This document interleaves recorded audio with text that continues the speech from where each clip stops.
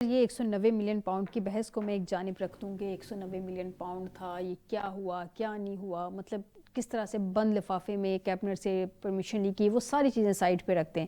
عمران خان صاحب کو just being a head of a political party, یا بڑے میاں صاحب کوئی بھی ان کی جگہ پہ ہو جو ہیڈ کرتے ہو پولیٹیکل پارٹی کو, کہ اس عمران ملک ریاض سے 300 یا 400 کنال زمین لے لینا یہ کوئی دانشمندانہ فیصلہ تھا آپ کے خیال میں, کہ جب گورنمنٹ بھی ان کی ہو؟ کیونکہ دوسری جانب عمران خان صاحب جو ہیں وہ ڈونیشن بھی مانگ سکتے تھے.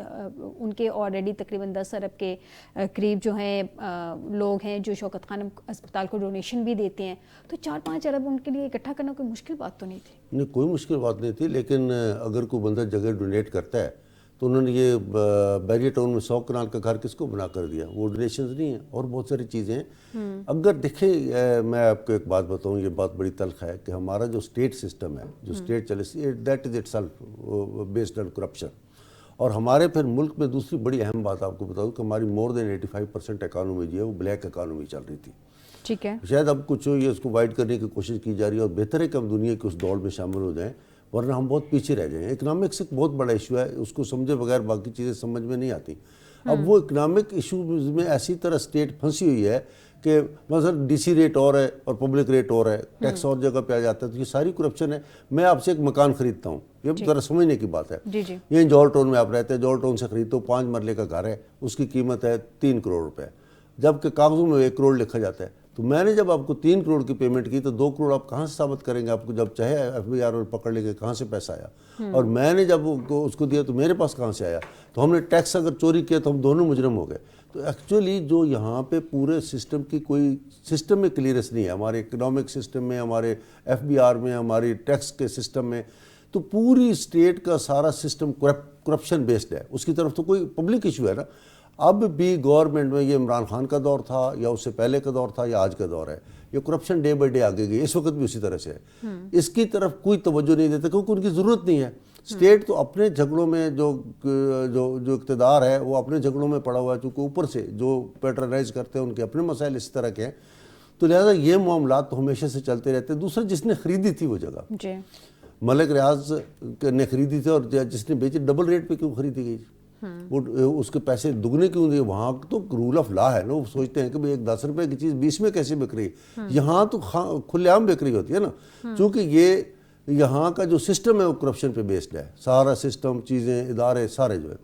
اب وہاں پہ جب وہ چیز سامنے ہوئی تو ایک کیس لڑ کے تو پیسے ضائع ہونے تھے, ان کا چلو پاکستان میں آ رہے ہیں. اب وہ اس کو جسٹیفائی کرتے ہیں یا نہیں کرتے, تو پچھلی جب ان کی حکومت رہی خیر سے وہ آپ کی بات ٹھیک ہے, وہ آپ کی بات ٹھیک ہے, لیکن میں وہ 190 ملین پاؤنڈ کی ریالٹی پہ نہیں جا رہی یا اس چیز پہ نہیں جا رہی. میں صرف یہ جاننا چاہ رہی ہوں آپ سے کہ ایز پرائم منسٹر وہ یہ کام پبلک سیکٹر سے بھی اپروو کروا سکتے تھے, پیسے لے کے کروا سکتے تھے. اگنور ہو گیا, چیزیں ہو جاتی ہیں بعض کا, ایسی بہت سی چیزیں, ایک چیز تو نہیں ہے, ایسی سینکڑوں چیزیں جو اگنور ہو جاتی ہیں. آپ اس میں لے لینا کہ جو گاڑی کا کیس ہے یا دوسرا کیس ہے, باقی لوگوں نے نہیں لی, گاڑیاں چیزیں سب کو گئی ہیں. کیونکہ مقصد تو کسی کو پکڑنا ہوتا ہے نا, رسپانسبلٹی بنتی ہے کہ کوئی بھی سیاسی پارٹی ہو, کسی بھی سیاسی پارٹی کے کوئی بھی پرائم منسٹر ہوں, قائد ہوں, ہیڈ ہوں, اس کو دیکھ رہے ہوں, تو ان کی رسپانسبلٹی بنتی ہے کہ ان پہ سوشلی بھی ان کو دیکھنا پڑتا ہے, پولیٹیکلی بھی ان کو دیکھنا پڑتا ہے, یہ ساری چیزیں بیلنس کرنی پڑتی ہیں. کیبنٹ ڈیسیجن تھا نا, پوری کیبنٹ ڈیسیجن تھا, تو پھر ساری کیبنٹ کو لے آئیں, پکڑ لیں اس کو, کہیں کہ بنتا تو یہی ہے کیبنٹ ڈیسیجن تھا. ایک آدمی پہ کیوں لگا رہے ہیں؟ امجد صاحب سے جانتے ہیں,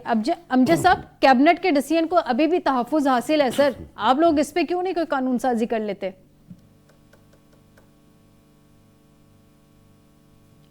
امجد صاحب ہمارے ساتھ موجود ہیں.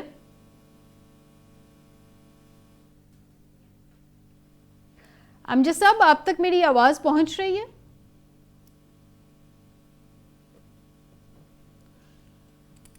ناظرین, امجد صاحب شاید ان تک میری آواز نہیں پہنچ رہی. میری ٹیم سے کہوں گی ان سے دوبارہ رابطہ کرنے کی کوشش کریں. ان دا مین وائل باری صاحب سے جان لیتے ہیں. باری صاحب, آپ کی پارٹی ہے, آپ کے قائد ہیں, ظاہر سی بات ہے, میں نے سیم کوشچن آپ سے کروں گی کہ آپ ایک سائڈ پہ 1 منٹ کے لیے رکھ لیجئے کہ آپ کی پارٹی کے قائد ہیں یا آپ کی پارٹی, آپ نے ان کو ڈیفینڈ کرنا ہے. ایک میں نارملی ایک پاکستانی کی حیثیت سے اگر آپ سے پوچھوں, آپ کو نہیں لگتا تھا کہ عمران خان صاحب کی اتنی شہرت ہے, اگر وہ ڈونیشن مانگتے تو میرے خیال میں آسانی سے اس یونیورسٹی کا ڈونیشن مل جانا تھا.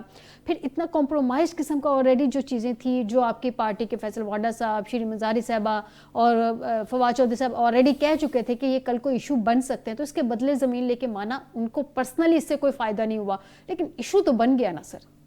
دیکھیں جی یہ جو زمین ڈونیشن ہے جو آپ بات کر رہی ہیں سارا اس میں ایک نیک مقصد تھا. آپ کو پتہ ہے وہاں پہ القادر یونیورسٹی بنی ہے, ٹرسٹ بنا ہے, تو اس میں کوئی بینیفیشری تو ہے نہیں, یہ تو ایک ٹرسٹ تھی. تو یہ تو ایسے ہی بات کا بتنگڑ بنایا گیا, وہ کیس بنائے تھے انہوں نے. آپ کو پتہ ہے ادھر کیس کا کیا ہوا, سائفر کیس کے ساتھ کیا ہوا, 9 مئی والے کیس جو سب یہ کیس سب ختم ہوتا ہی نظر آئیں گے انشاءاللہ. تو یہ بھی خان صاحب بار بار اسی لیے کہہ رہے ہیں کہ اس میں سزا سنائیں. تو یہ انہوں نے ایک سمجھ کے بلیک میلنگ کے طور پہ ڈراوا کے طور پہ کیس رکھا ہوا ہے. تو اس میں بھی کچھ نہیں, یہ سسپینڈ ہو جائے گا, سزا بھی سنا دیں گے.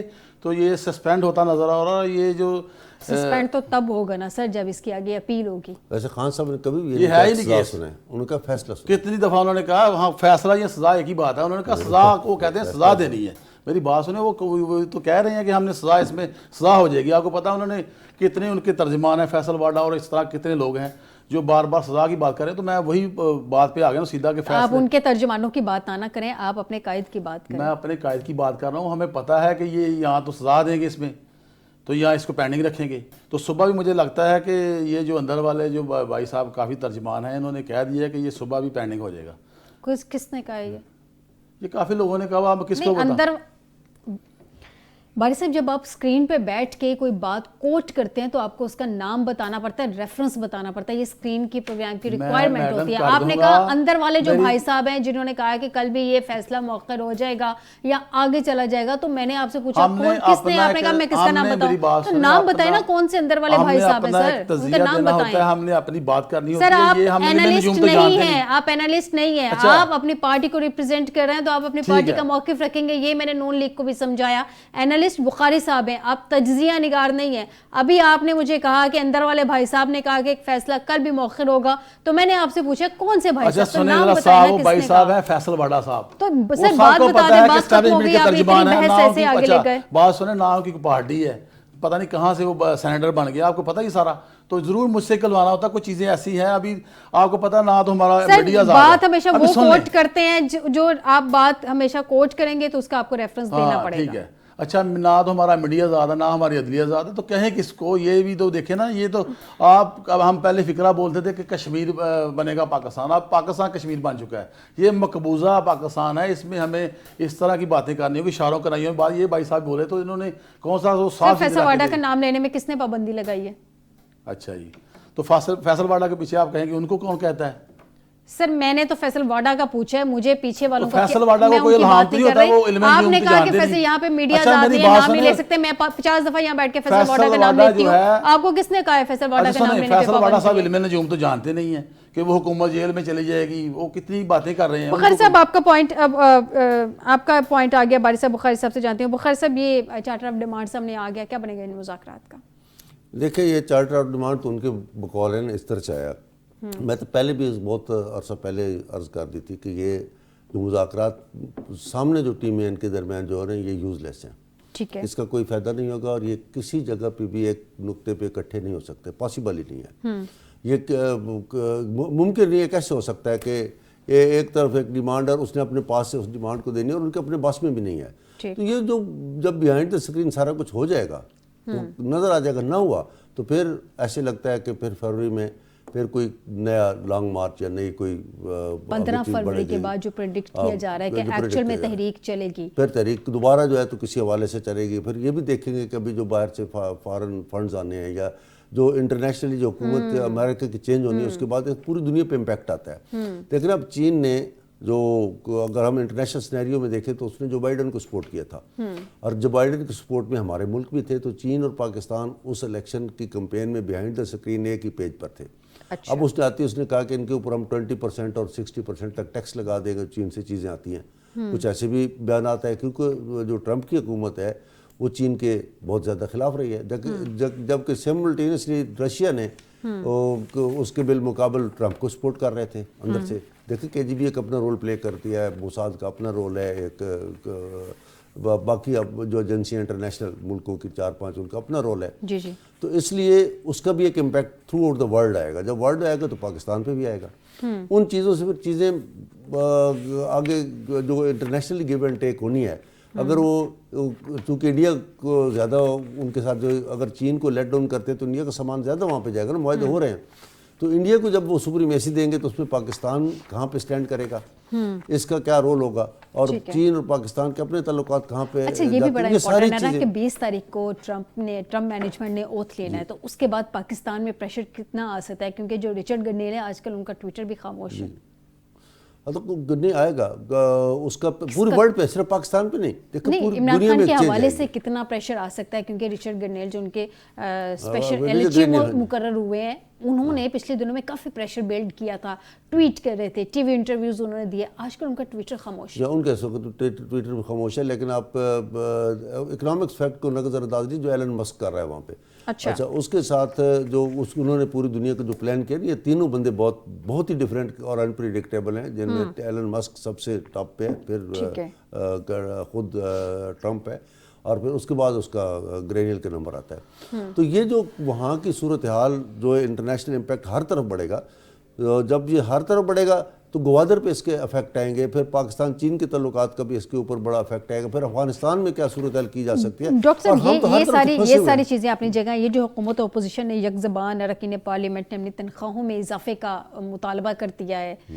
پہلے پنجاب حکومت میں ہم نے دیکھا ہے کہ پنجاب اسمبلی میں جتنے بھی اراکین حکومت کے, انہوں نے اپنی 400% ان کی تنخواہوں میں اضافہ ہوا ہے. وہ میڈم کہہ رہی ہیں, ہماری جو صوبائی وزیر اطلاعات ہے, کہ میرا تو 1,90,000 میں تو میرا گھر نہیں چلتا ہے. تو ان کے کریڈینشل ایسے کون سے شاندار ہیں کہ جو اپنی تنخواہوں میں اضافہ کر رہے ہیں, عوام کے لیے انہوں نے کیا کیا ہے سر؟ ایک شعر ہے کہ ضبط کرتا ہوں تو ہر زخم لہو دیتا ہے, اور نالہ کرتا ہوں تو اندیشہ رسوائی ہے.